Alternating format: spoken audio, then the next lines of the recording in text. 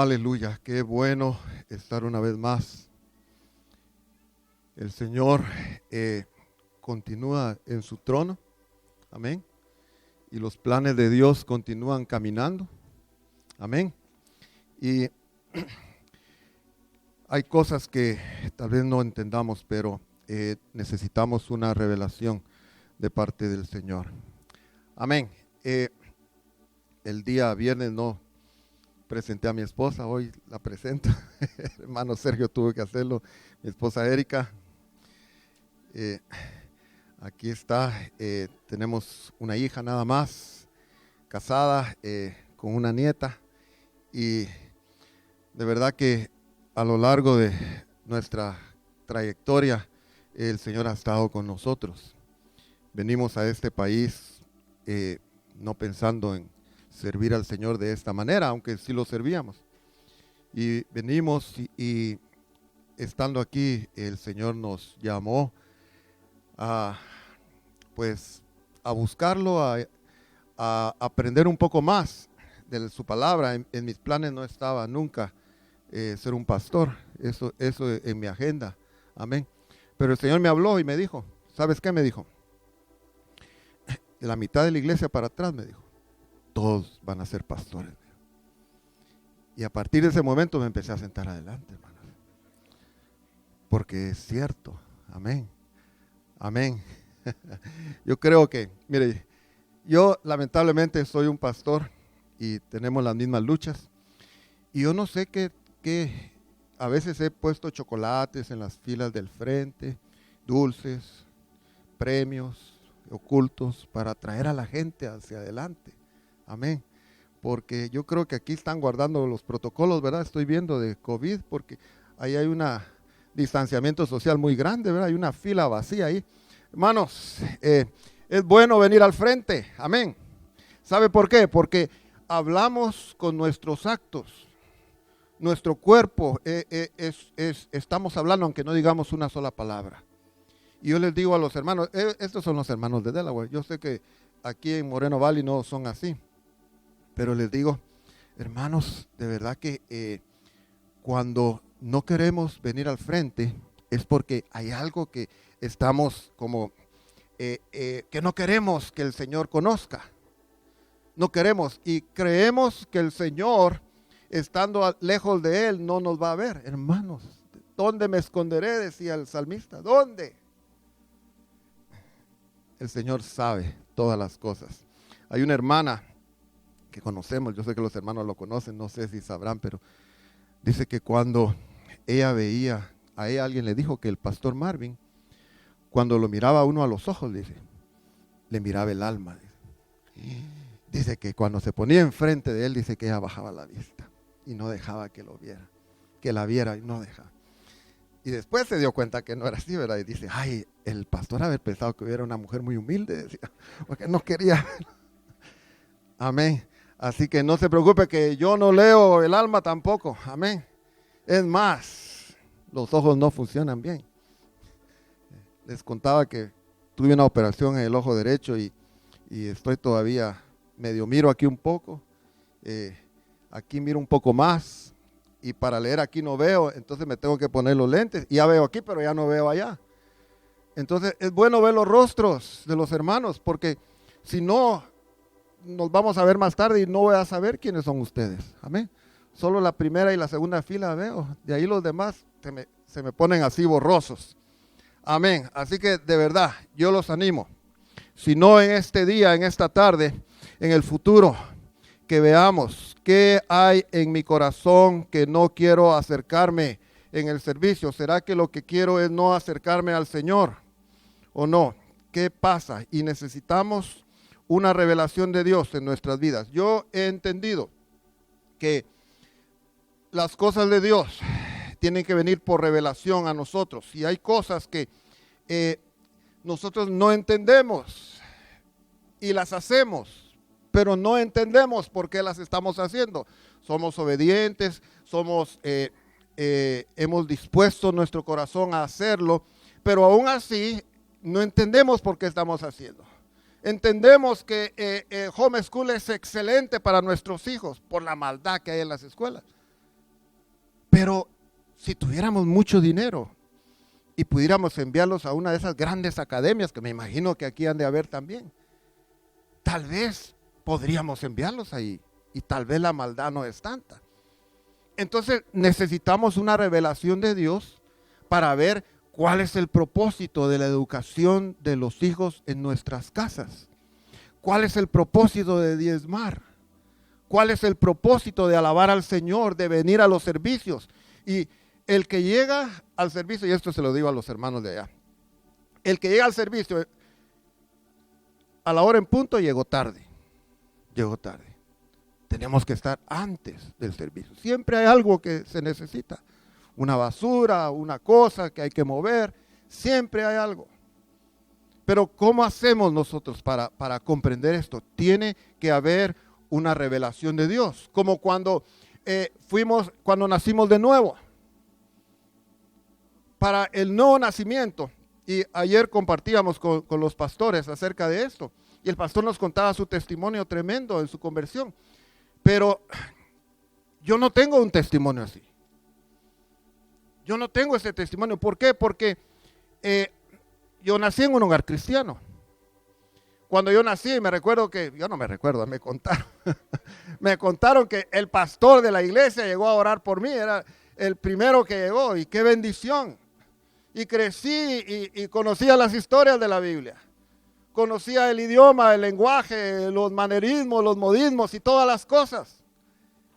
Pero no había nada más. No había. Y yo quisiera que en esta tarde pudiéramos tal vez comprender un poquitito con respecto a esa revelación de Dios. Yo quisiera 2 voluntarios, un hermano y una hermana, que vengan aquí al frente, por favor. Solo dos, no más. No, los de atrás no se preocupen, que no tienen por qué.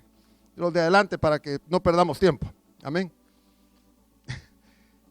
Los voy a llamar yo. Ok, ¿quieren que?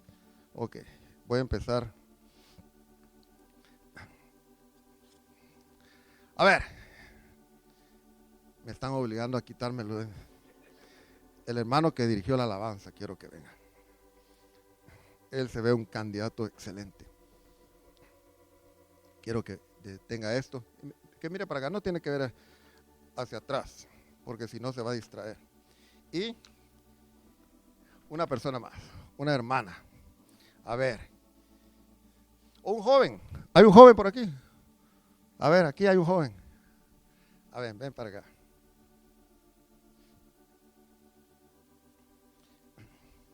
Ok, esto que está aquí es un estereograma. En los años 90 fueron muy famosos. Pero es una imagen sobrepuesta que al poner una imagen sobre otra, crea una imagen dentro de la misma imagen que se puede ver en tercera dimensión. Pero eso no es nada místico, por favor. Es algo que yo no sé cómo se lo inventaron. Pero si ustedes lo miran, yo quiero que lo miren.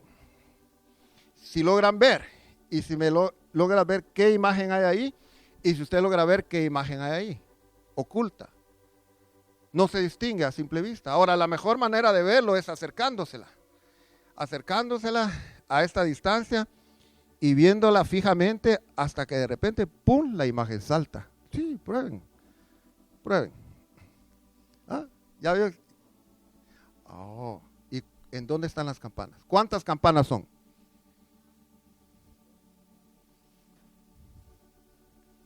Ok, él vio. A ver, quiero a alguien más que venga por acá, por favor. A ver, hermano, usted está aquí, lo veo como será, cierto. Venga y mire las campanas usted también. Vamos, esta fila lleva un punto y aquella no lleva ninguno todavía. Amén. Le voy a ayudar. Ese es un animal.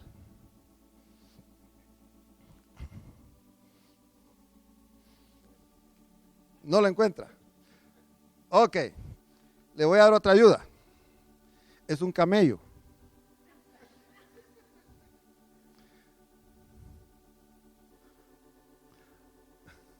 Y no aparecen las campanas, hermano. Le cambiaron las campanas. Mire pues, aquí. No, es un camello. No jirafa. Ahí están las campanas, mire. Aquí, mire. Así las tiene que ver. Si ya le di a él una idea, usted también, mire. Así tiene que ser el camello, de ese tamaño. Esta es la imagen que se ve del camello. Yo no sé si la verán ustedes. Y esta es la imagen de las campanas. Ok, está bien. No se ganaron el premio, lamentablemente. Solamente uno. Amén. Mire pues. Para verlo, pues obviamente tienes práctica para verlo. O lo has visto antes en alguna ocasión. Ok, entonces el ojo ya está más entrenado para eso. Pero alguien que no lo tiene, no lo puede ver. Mi esposa ha luchado y se desespera y lo aventa por allá y no lo puede ver. Y así tal vez ustedes también no lo pudieron ver. Pero con un poco de práctica y con ver ahí se tuercen los ojos y se ve doble y todo. De repente la imagen aparece, ¡pum!, salta a la vista. Y es algo que yo les puedo decir, aquí está la imagen, miren, esta es. Pero a menos que usted lo experimente y usted lo vea, no podrá verlo. Entonces, las cosas de Dios funcionan mucho de esta manera.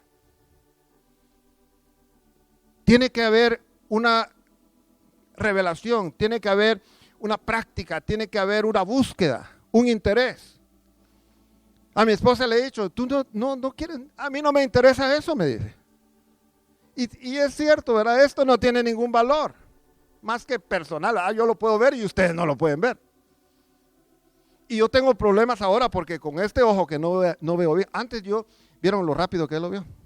Yo lo podía ver así rápido, pero ahora que tengo el ojo malo, no veo bien. La visión se pierde. Cuando empezamos a perder la visión, hermanos, hay cosas que ya no podemos ver. Ya no las vamos a poder ver de la misma manera. Y conforme los años vayan pasando, yo sé que la visión se va disminuyendo y empezamos a ver menos y menos. Y si nos descuidamos, hermanos, podemos perder la visión por completo. Les digo, esto no tiene ningún valor, pero lo espiritual sí tiene mucho valor. Y muchas veces tratamos lo espiritual de esta misma forma. No me interesa eso, ¿verdad? Eso, sentarse adelante, a mí eso no me interesa. Eso de levantar las manos, a mí eso no. No veo, lo mismo me da orar con las manos abajo o orar con las manos arriba.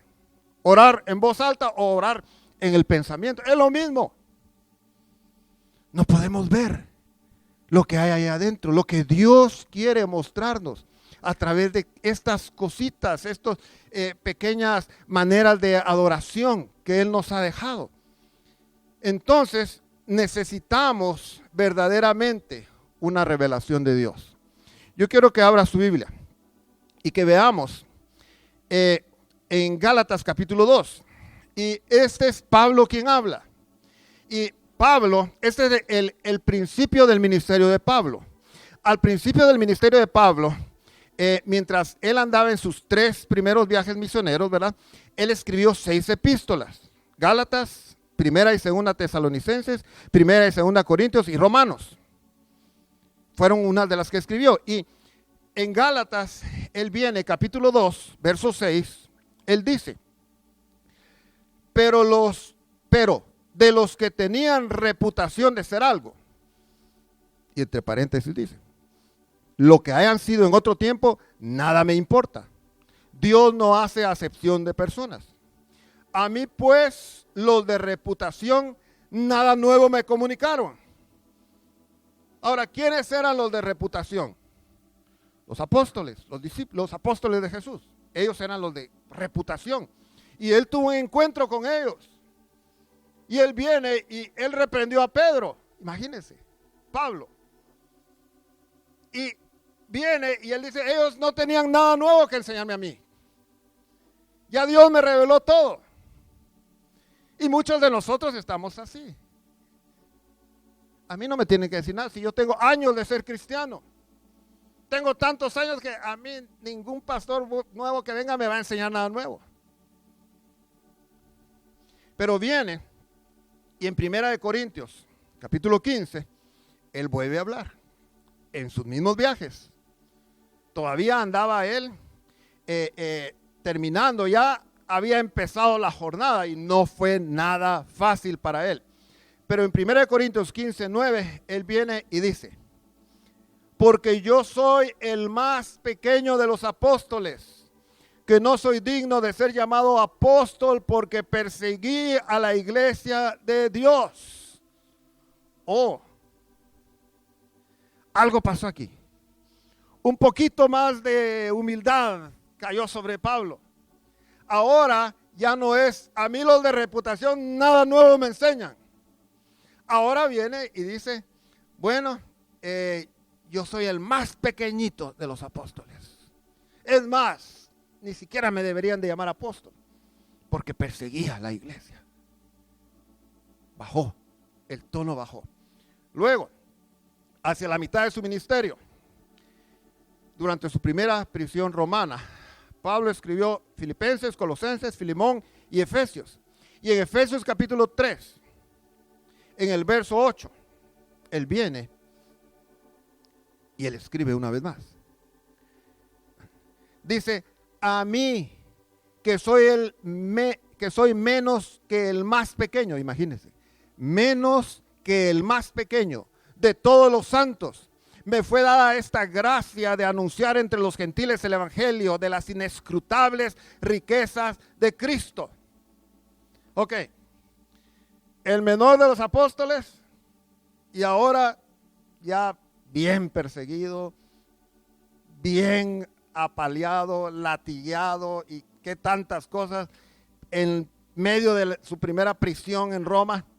Dice, soy el más pequeño de todos los santos, menos que el más pequeño. Ya bajó un poco más. Pero viene y al final de su ministerio, en su segundo encarcelamiento en Roma, Pablo escribió Tito, primera y segunda Timoteo.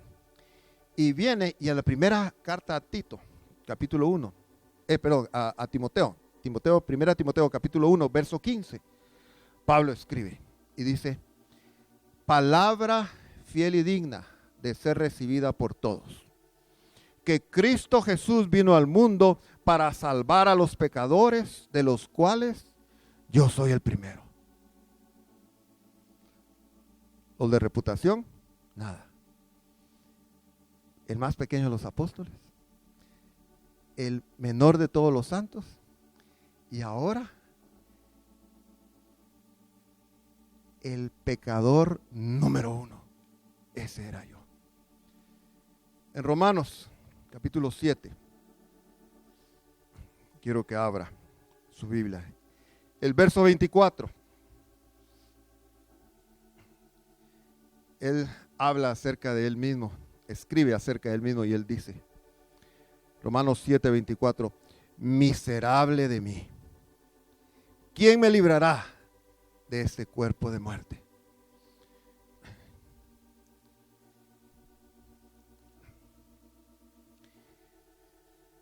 Y Pablo empezó a entender algo.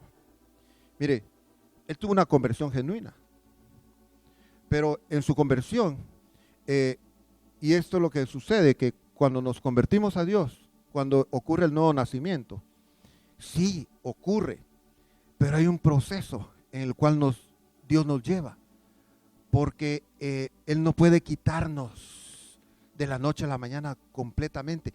Y mire, Dios hace cosas que nosotros, yo decía el viernes, ¿verdad?, que nosotros no entendemos. Porque a mucha gente le quita los vicios, las malas palabras, les quita muchas cosas inmediatamente. Pero muchas otras cosas quedan ahí. Y es de nosotros el empezar a luchar, ¿verdad? Y a orar y a ver de qué manera, ¿verdad?, buscamos al Señor para que esto salga de nosotros. En Efesios, capítulo 1, verso 16 en adelante, que quería leer más, pero lo voy a recortar un poquito.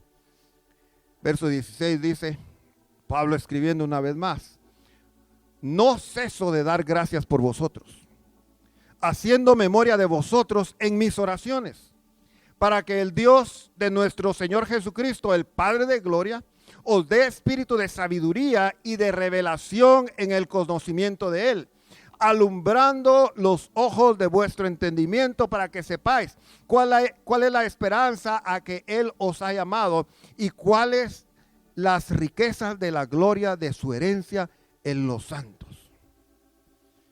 Espíritu de sabiduría y de revelación en el conocimiento de Él y que alumbre los ojos del entendimiento. Pablo entendía esto. Los ojos de nuestro entendimiento necesitan ser abiertos, porque si no, hermanos, no vamos a salir de esa condición cómoda a la cual muchos llegamos.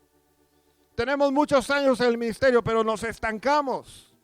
Ahora, no estoy hablando en pecado, no necesariamente, sino que ya no nos esforzamos y nos hemos acomodado en este nivel en el cual nos sentimos pues bien.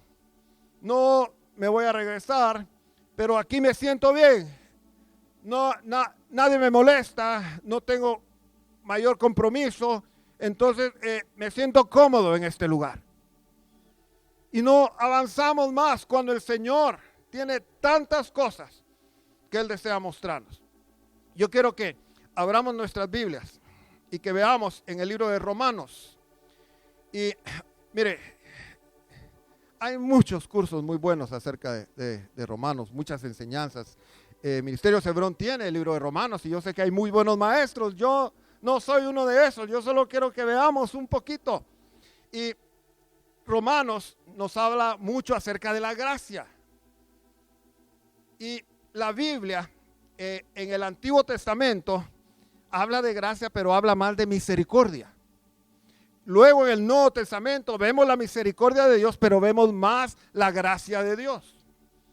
Y nosotros entendemos que la salvación es por gracia.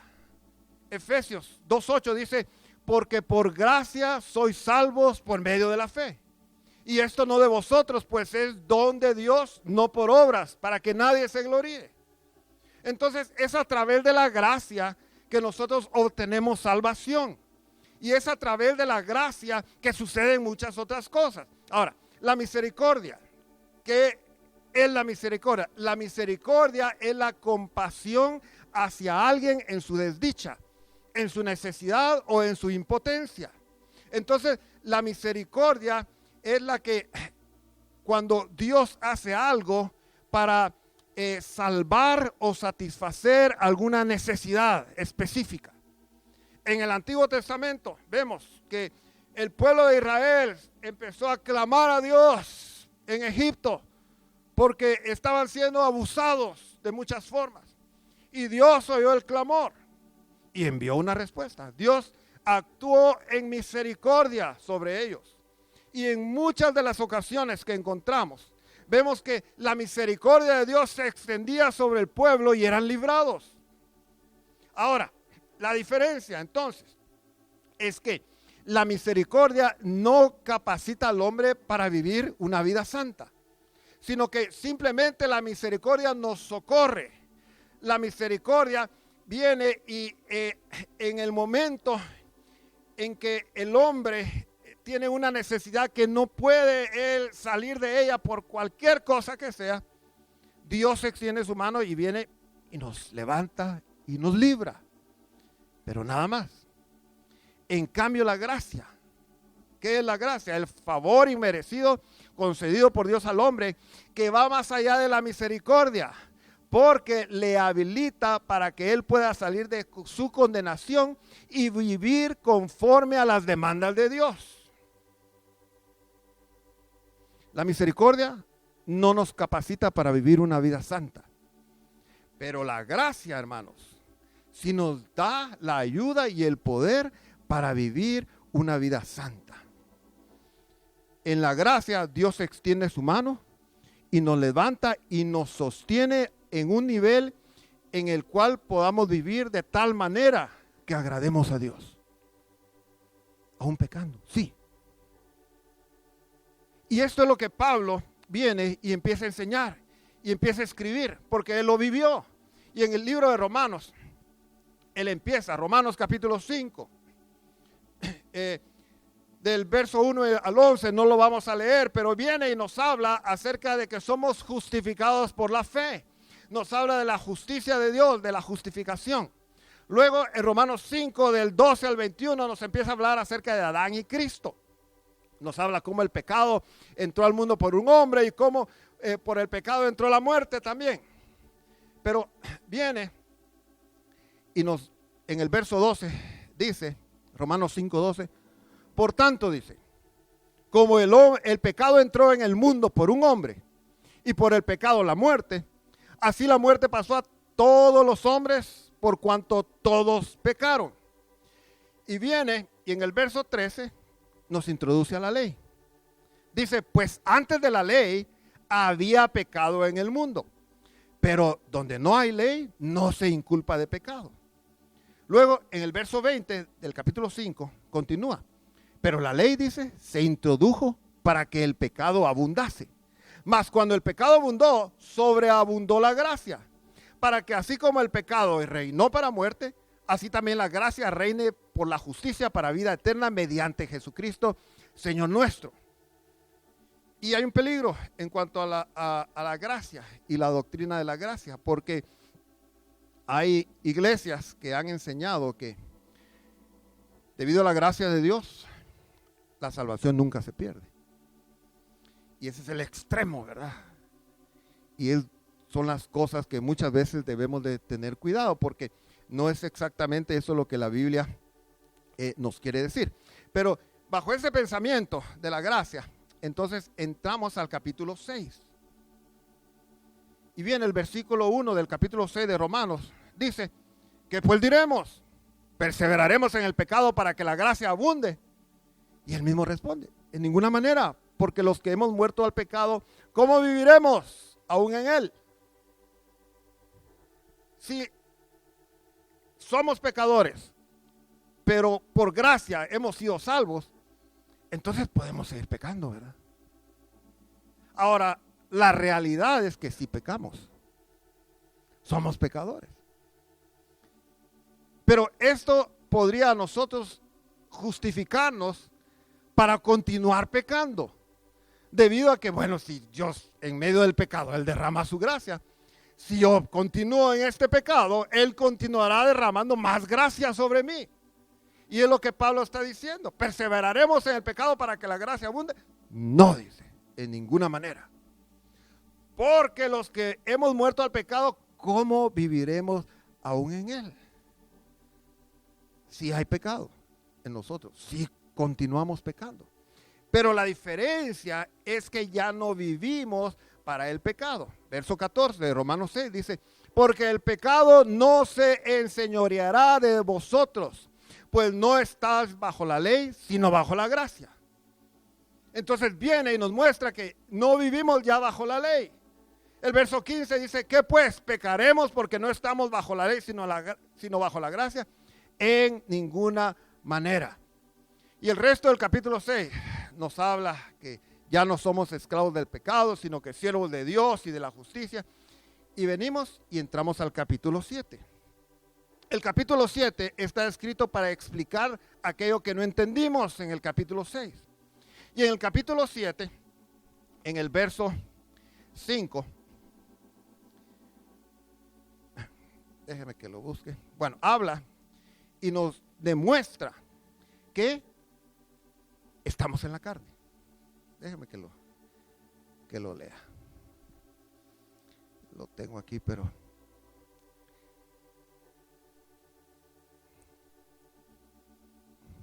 ok. Capítulo 7, verso 5 dice, porque mientras estábamos en la carne, las pasiones pecaminosas que eran por la ley obraban en nuestros miembros, llevando fruto para muerte. Ok, si estábamos en la carne. El verso 14 del capítulo 7 viene y me dice, porque sabemos que la ley es espiritual, mas yo soy carnal, vendido al pecado. Oh, entonces estoy en la carne y soy carnal. Pero luego el verso 18 viene y dice, y yo sé que en mí, esto es en mi carne, no mora el bien. Porque el querer el bien está en mí, pero no el hacerlo. Entonces, estoy en la carne, soy carnal, y en mi carne no mora el bien. Y necesitamos entender esto. Y esto fue lo que Pablo entendió. Debido a que esto que él escribe va más allá que la cuestión del pecado. Porque se relaciona más con la idea de querer agradar a Dios. Entonces, sí está tratando el pecado en sus distintas formas. Pero no es eso específicamente, sino que nos muestra que va más allá que simplemente pecar, y viene y nos lleva a Romanos. Bueno, el siguiente capítulo solo lo voy a mencionar, lo voy a leer. Romanos capítulo 8, verso 8. Él viene y él dice: y los que viven según la carne no pueden agradar a Dios. Entonces, de esta manera, con esta carne, soy carnal y en mí no muere el bien, no voy a agradar a Dios. No estoy agradando a Dios.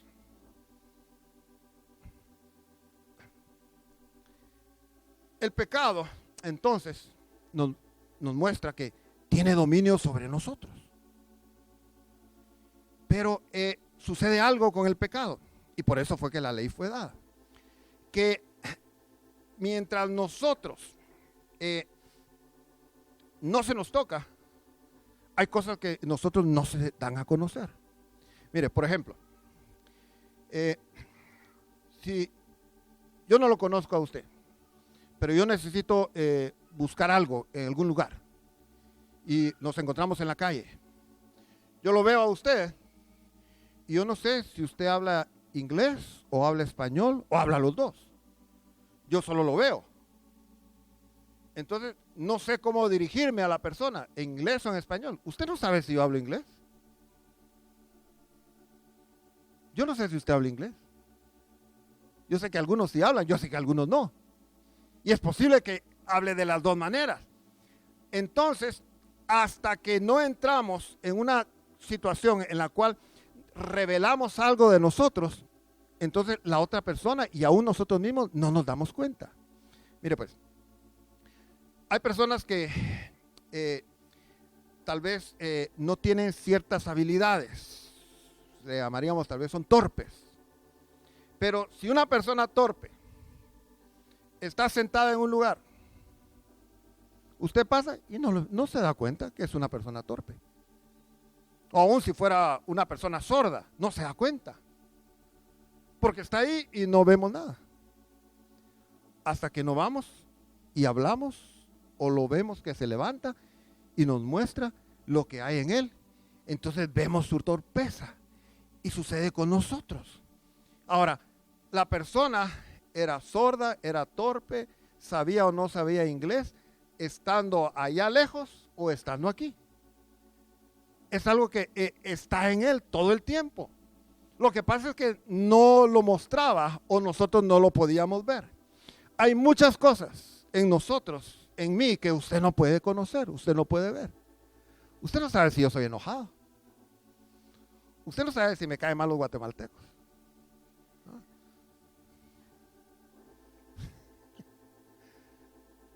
Me caen mal. No, yo soy guatemalteco. Tal vez por eso me caen mal. Hay muchas cosas que usted no sabe hasta que no se nos presenta la situación. Usted no sabe si usted discrimina. Hasta que su hijo viene y le dice: mire, me voy a casar con esta persona. Y usted se da cuenta: no quiero que te cases con él. ¿Por qué? Por el color de su piel.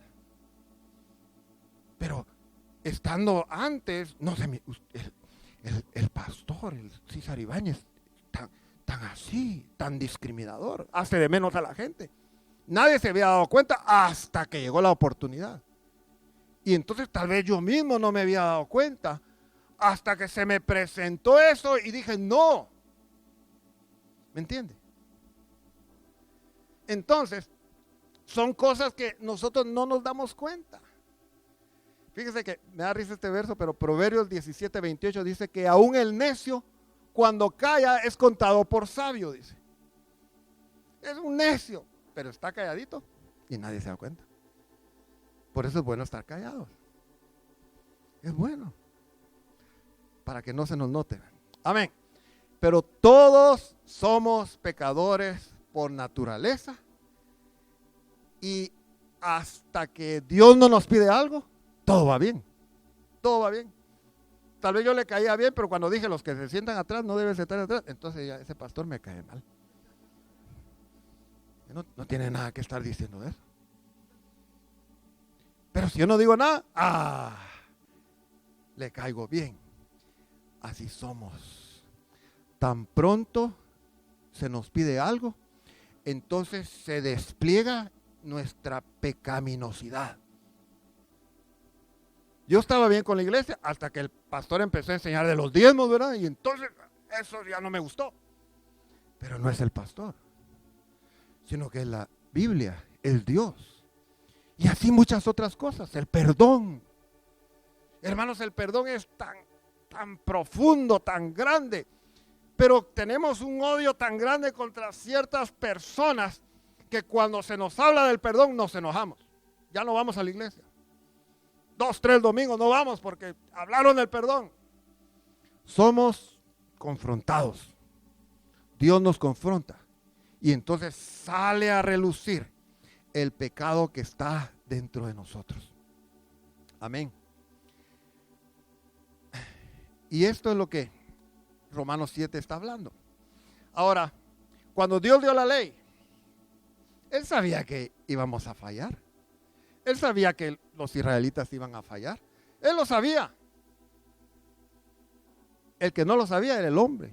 Nosotros no lo sabíamos. Dios sabía todas las cosas, pero nosotros no. Pero a pesar de todo, Él dio la ley y a nosotros nos da la ley todavía para mostrar nuestra debilidad. Es que yo jamás voy a abandonar al Señor. No hay nada que ocurra para que yo me aleje del Señor. Y lo decimos. Pero llegó el COVID y me infecté y entonces corrí a la vacuna y perdí la confianza en Dios. Y estamos molestos. Pero nada me iba a alejar. Hasta que algo ocurrió y entonces salió de dentro de nosotros el pecado. Amén. Dice Gálatas 3:24. Dice, de manera que la ley ha sido nuestro ayo para llevarnos a Cristo, a fin de que fuésemos justificados por la fe. Un ayo, literalmente, es un conductor de niños. La palabra en griego está compuesta por 2 palabras, país y ago, que significa conducir a un niño. Entonces, un ayo es una nodriza, es un tutor, y eso era la ley. Simplemente algo para llevarnos a Cristo, introducirnos a Cristo. Eso era. Romanos capítulo 7, verso 7. Y este es Pablo hablando. Dice, ¿qué diremos pues? ¿La ley es pecado? En ninguna manera. Pero yo no conocí el pecado, sino por la ley. Porque tampoco conociera la codicia si la ley no dijera, no codiciarás. Mas el pecado, tomando ocasión por el mandamiento, produjo en mí toda codicia. Porque sin la ley, el pecado está muerto. Y yo sin ley vivía en un tiempo, pero venido el mandamiento, el pecado revivió y yo morí.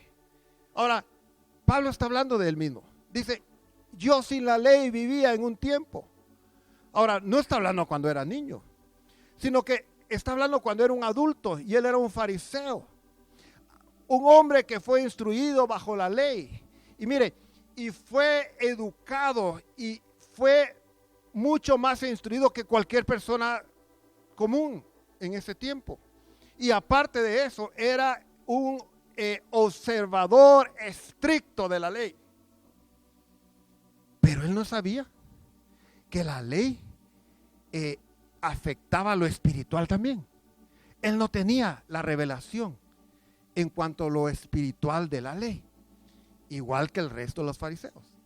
Él pensaba que la ley únicamente consideraba las acciones exteriores, lo de afuera, las formas de vestirse, las formas de guardar, todas las cosas que ellos hacían. No, él creía que la ley era únicamente para lo externo y que no tocaba el espíritu o el alma de los hombres, que no afectaba los pensamientos ni las acciones.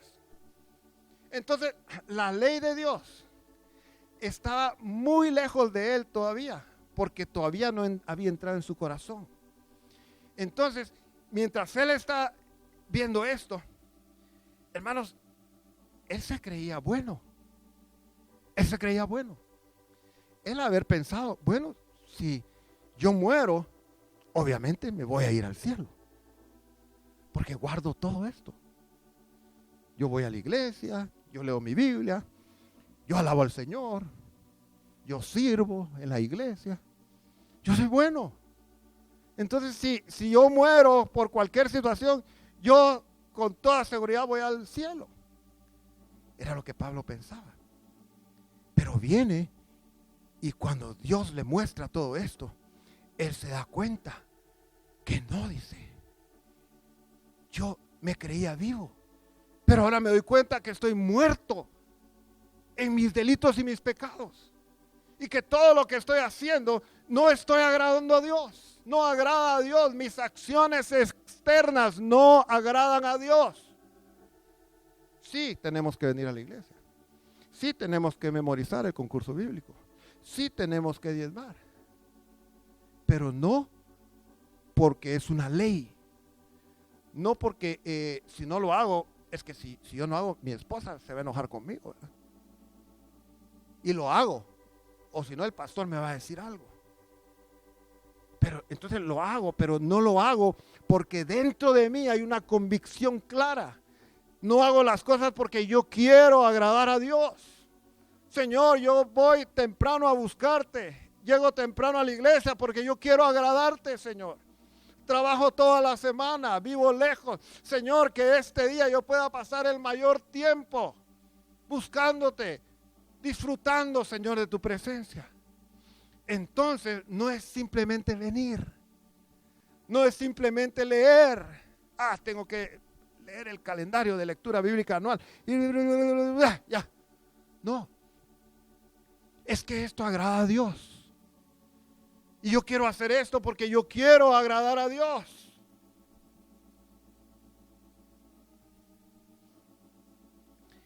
Y mire, Pablo era tremendo porque Filipenses 3, verso 4 en adelante, él da una descripción de él. Y él dice, aunque yo tengo también de qué confiar en la carne. Si alguno piensa que tiene de qué confiar en la carne, yo más. Circuncidado el 8º día, del linaje de Israel, de la tribu de Benjamín, hebreo de hebreos. En cuanto a la ley, fariseo.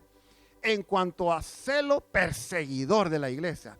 En cuanto a la justicia que es en la ley, irreprensible. Si Pablo estuviera aquí, hermanos, él viniera temprano, él limpiara antes que todos vinieran, pero está limpio, no importa, yo limpio. Él trajera sus diezmos y diezmara más y ofrendara más, hiciera todo, era lo que él hacía. Y él se da cuenta y él dice, todo eso que estaba haciendo, no, dice, no era eso. No era así. Porque en el verso 7, en el capítulo 7, verso 9, él dice, yo sin la ley vivía en un tiempo, pero venido el mandamiento. Venido el mandamiento. ¿A quién? A Pablo. No a Adán, no a los israelitas del monte Sinaí, sino a Pablo. Venido el mandamiento, dice, el pecado revivió. Levantó dentro de él esa forma horrible del pecado, se hizo fuerte, empezó una lucha interna dentro de él, su rebelión, su corrupción, empezaron a verse, él sintió y le mostró que el pecado no estaba muerto, parecía estarlo nada más, estaba calmado, tranquilo, estaba dormido. Pero cuando la ley llegó y cuando él entendió lo espiritual de la ley, el pecado se levanta y empieza a querer rechazar todo eso. Por esto es que hay muchas cosas que nosotros no queremos hacer. Porque cuando venimos y queremos hacer algo que no hemos hecho, entonces algo en nosotros empieza a incomodarnos. Algo dentro de nuestro ser empieza como a molestar. Puede ser físico, puede ser una presión sobre nosotros. Mire, yo nunca había sentido una incomodidad tan grande como cuando me examinan el ojo, ahora que me lo tengo que estar chequeando. Me ponen una luz y me dicen que mire para arriba, que mire para el derecho, que me entra una desesperación tan grande. Ya no resisto, estoy a punto de quitarle la mano al doctor para ya no ver esa luz porque me lastima. Me entra una cosa tan grande que nunca había experimentado. Hay cosas que nosotros no hemos experimentado, sino hasta que se nos expone a eso, nos damos cuenta. Nos damos cuenta. Entonces el pecado revivió, dice. ¿Y qué dice? Y yo morí. Él murió. Ahora él se ve a sí mismo como un hombre muerto, pero muerto en pecado. Muerto en la ley, porque había una sentencia de muerte que ahora él tenía dentro de sí mismo. Él se dio cuenta que merecía la vida eterna. Y todas sus esperanzas, todo aquello que él había hecho obedeciendo a la ley, él se dio cuenta que no tenía ningún valor. No había. En todo lo que él hacía, no tenía ningún valor. Y esto viene y lo lleva hasta el verso 24. Bueno, un poco antes, quiero que leamos. Leamos, verso 14 dice: porque sabemos que la ley es espiritual, mas yo soy carnal, vendido al pecado. Y él se da cuenta, porque lo que hago, dice, no lo entiendo. Pues no hago lo que quiero, sino lo que aborrezco, eso hago. Y si lo que no quiero, esto hago, apruebo que la ley es buena. De manera que ya no soy quien hace aquello, sino el pecado que mora en mí. Y yo sé que en mí, esto es en mi carne, no mora el bien, porque el querer hacer el bien está en mí, pero no el hacerlo. Porque no hago el bien que quiero, sino el mal que no quiero, eso hago. Y si hago lo que no quiero, ya no lo hago yo, sino el pecado que mora en mí. Así que queriendo yo hacer el bien, hallo esta ley, que el mal está en mí. Porque según el hombre interior me deleito en la ley de Dios. Pero veo otra ley en mis miembros que se revela contra la ley de mi mente y que me lleva cautivo a la ley del pecado que está en mis miembros. No se identifica. Yo quisiera levantarme en las madrugadas y buscar al Señor. Y pum, una mañana me levanto. Pero hoy tengo un día muy duro. Digo que no. Y me duermo otra vez. O sea, lo quiero hacer, pero al final resulta que ya no lo hago. Pero ya después que me levanté, ¿por qué no lo hice, verdad? Hoy que tuve la oportunidad. Entonces nos damos cuenta, queremos hacer, claro que queremos hacer. Yo quisiera pagar mis diezmos honestamente, como es. Pero a la hora de tener que hacer un cheque, ya no puedo. Entonces nos damos cuenta que hay algo dentro de nosotros que todavía controla y domina áreas de nuestro ser. Y Pablo viene y el verso 24 utiliza esta expresión, ¿verdad? Famosa. Miserable de mí, ¿quién me librará de este cuerpo de muerte? Gracias doy a Dios por Jesucristo, Señor nuestro. Así que yo mismo con la mente sirvo a la ley de Dios, mas con la carne a la ley del pecado. Esta expresión, miserable de mí, en inglés, en la Biblia King James dice, wretched man. ¿Usted ha oído esa palabra en algún canto? ¿Cómo dice Amazing Grace? ¿Verdad? Usted sabe que hay iglesias que no cantan Amazing Grace. Le cambiaron esa parte. Porque dice, ¿cómo es que yo soy un hombre así? No. ¿Cómo? Yo no soy un miserable. ¿Cómo dice el canto en español? El que cantamos nosotros. Infeliz. Que a un infeliz salvó. ¿Y quién escribió este canto? Bueno, John Newton cuando lo escribió. Él era un hombre que traficaba con esclavos. Y él se dio cuenta después cuando Dios lo alcanzó. Y leyendo esto, él dijo, miserable de mí. Esta palabra significa alguien muy infeliz o en un estado totalmente desafortunado. Si se refiere a algún objeto, es un objeto de muy mala calidad y muy malo. Y en español, miserable y desdichado. Eso significa. Y esa es la conclusión a que Pablo llega. Miserable de mí. Hermanos, si Dios no abre nuestros ojos, ¿pero cómo los va a abrir Él? Mire, yo quisiera sacar de mi maletín ahorita y sacar una botellita y regar a todo el mundo y que los ojos se les abran. Pero no tengo una botellita. Es más, uno de pastor quisiera poder traer la unción de Dios aquí, ¿verdad? Y tenerla en un frasquito de agua bendita, ¿verdad? Eso es lo que... Si en la iglesia antes no compraba una imagen y si el cura no la bendecía, no tenía poder. No hacía milagros. Te había que esperar a que la bendijera, si no, no tenía. O sea que ahí estaba la unción en esa botellita. Y le echaba y ya, funcionaba. Quisiéramos tener algo así, ¿verdad? Señor, abre los ojos de los hermanos de la iglesia, ¿verdad? Pero no hay. Señor, derrama la unción sobre ellos. Ahora, la unción está. Si el Señor abriera nuestros ojos, ¿verdad?, espirituales, la unción está, ¿verdad?, como una nube sobre nosotros. Y está al alcance de todos. No tenemos que hacer mucho. Pero tenemos que saber, ¿verdad?, y quererla. Tenemos que quererla. Aquí está, aquí estaba. Desde antes que empezara las alabanzas, desde antes que empezara la oración, aquí estaba. Y cuando nos vamos, hermanos, ahí nos persigue. Va con nosotros. ¿Por qué? Porque el Espíritu Santo está dentro de nosotros.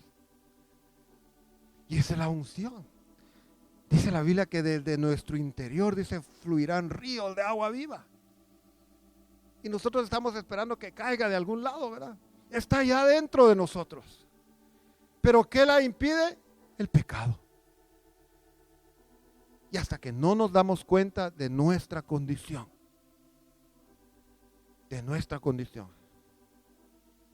entonces no vamos a dejar ni de mentir, ni de entrar en las redes sociales, ni de pasar. Y mire, son cosas que a veces en sí, tal vez no hacemos cosas extremadamente malas, pero simplemente no agradan a Dios. No agradamos a Dios. Yo no sé si usted tiene un teléfono como el mío, pero cada domingo en la mañana manda una cosa que dice su tiempo semanal que pasó usando el teléfono.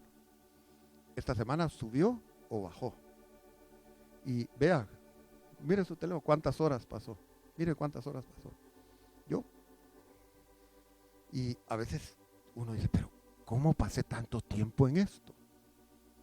Tal vez, bueno, si usted trabaja con su teléfono, perfecto, ¿verdad? Hay gente que pasa todo el día en el teléfono, pasa a ver 80, 100 horas en el teléfono tal vez. Pero yo no. ¿Cómo es eso que pasamos 6 horas diarias en el teléfono? ¿Cómo es eso?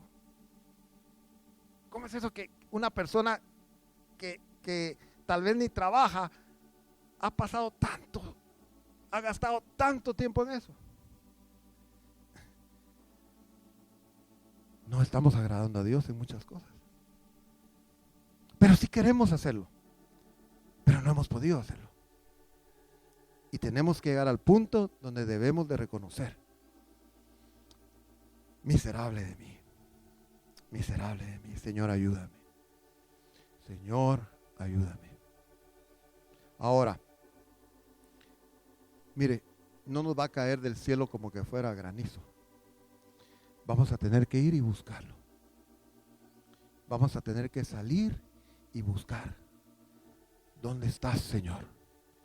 Vamos a tener que madrugar y buscar dónde estás, Señor, dónde te encuentro. No solo en la necesidad, es que la necesidad es bien fácil. Cuando empezó el COVID y cuando me infecté, entonces, olvídese, oraba y leía y ayunaba y tantas cosas. Pero ya ahora que ya estoy bien, ya, más si el gobierno me está dando mi chequecito, qué bonito.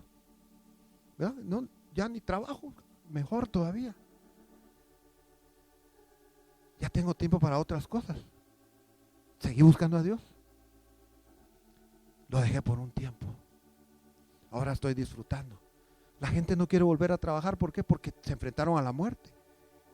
Y se están dando cuenta de que hay cosas más valiosas que morir trabajando, ¿verdad?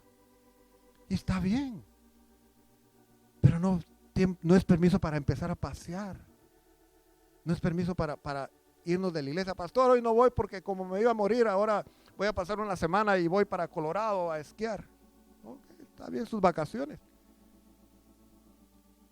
Pero hay gente que, hermanos, y estoy hablando de la iglesia nuestra, se fueron. Andan disfrutando de la vida en vez de buscar a Dios. Necesitamos que Dios abra nuestros ojos. Así como ven, la imagen no la veíamos. Es trabajo, es esfuerzo, es búsqueda. Y la iglesia nos da eso.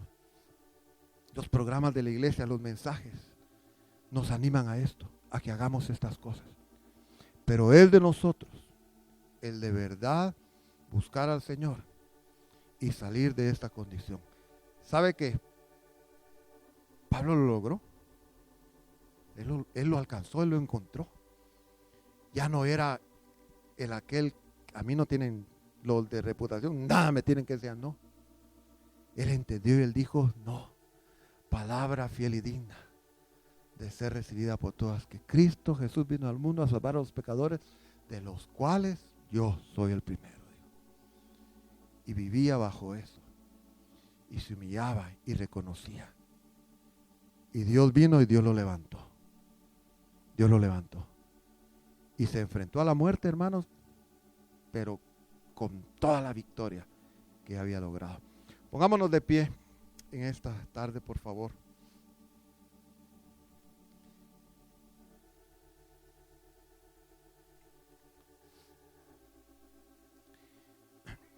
Yo quisiera hacer una oración corta y que le digamos al Señor y que reconozcamos, Señor, de verdad, cuánto necesito de ti.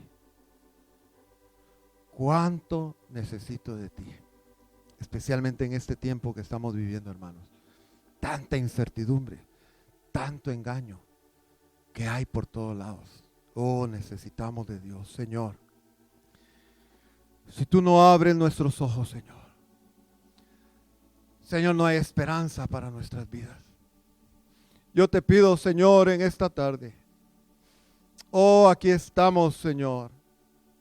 Señor, yo sé que tu Espíritu está hablando, Señor, y está queriendo y ha querido hablarnos por mucho tiempo. Pero si en esta tarde, Señor, si en este momento, Señor, oh, pudiéramos ver y pudiéramos por un segundo comprender, Señor, una pequeña parte, Señor, de esto que tú quieres mostrarnos. Oh, correríamos a ti, Señor. En un momento podríamos abandonar todo aquello que está, Señor, atrayendo nuestro tiempo y nuestra atención. Por favor, Señor, haz la obra en mi vida. Oh Señor, por favor, que pueda verme realmente como Pablo pudo verse. Oh, miserable de mí. ¿Quién me librará de este cuerpo de muerte? Tú, Señor. Tú lo has hecho, Señor. Cuando diste tu vida. Oh, cuando derramas de tu gracia sobre mi vida. Me estás mostrando que sí hay una forma. Y que tú me has dado, Señor. Y me estás mostrando dónde encontrar esa gracia. Oh, para ayudarme, Señor. Y para agradarte y servirte con todas mis fuerzas. Señor, gracias. Gracias por esta iglesia. Gracias por estos pastores. Gracias, Señor, porque tú los has guardado. Señor, en un lugar donde el mundo se está alejando más de Dios a cada momento, tú los sostienes. Señor, por favor, continúa sosteniendo esta iglesia, estos pastores. Señor, en medio de persecuciones que se levantan. Oh, que podamos, Señor, contar con todo lo que tú tienes. Que podamos disponer, Señor, de todo aquello que tú nos has dado. Oh, y que no solamente podamos defendernos, sino que también este tiempo sea un tiempo en el cual podamos disfrutar de ti, Señor. Oh, de esa manera como tú deseas, Señor, que te disfrutemos. Gracias, gracias te doy.